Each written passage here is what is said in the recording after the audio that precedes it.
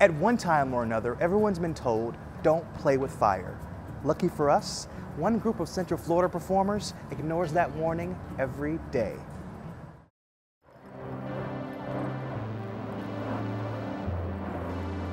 Usually people haven't seen fire performing at all, so sometimes they're like in shock. They're like, how do they not burn themselves? And so it's exciting to see their faces.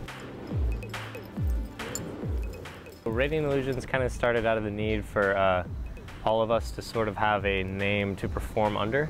We all had aspirations of spinning more professionally. So to do that, you kind of need to be spinning under a professional name and be your own business.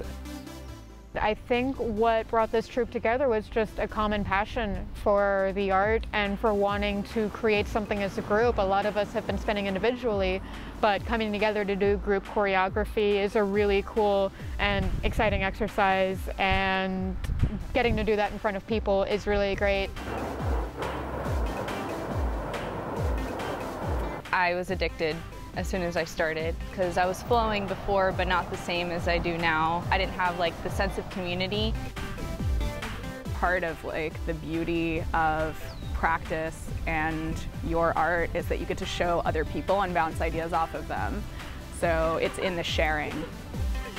I think that there's this misconception when people meet fire dancers that it's a thing that's geared toward performance, and that's why you're doing it. But most people I know, they spin and they do fire performance for themselves in the same way that people go for a run or paint for themselves. Impressing people is nice, but I like to impress myself and see what I can do and push my limit. I'm like, okay, I've gotten these things down, now let's see what else I can do. Looking at juggling and going, oh, whoa, that's like learning a new language. I want that challenge. That's very different from like the ego side of I want to look cool doing that thing.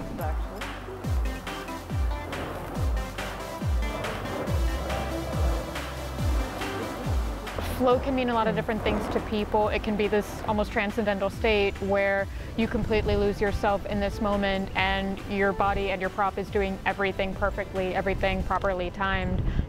It's one of the things where we can kind of let go and play. It's an art that we finally craft and tune and perfect and put our all in.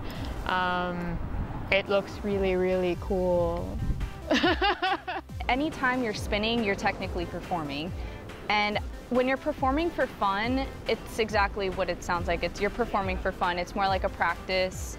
You can focus a little more on maybe trying a new move that you haven't done before, haven't felt comfortable with doing before. And then when you're performing for a client, you're just doing everything you already know you can do. You're kind of playing it safe, but you're doing all the pretty moves.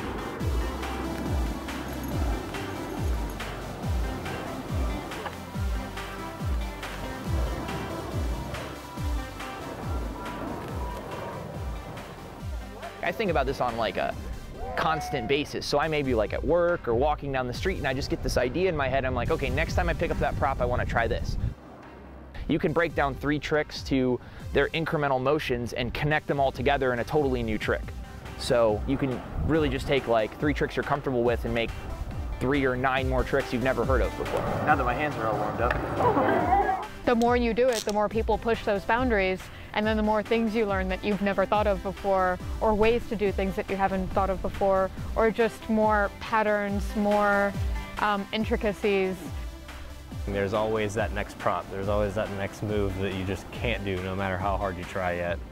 But if you spin for 3 or 4 months and keep trying at it, you'll eventually get it. For me, every day practicing and getting better is just about seeing if I can.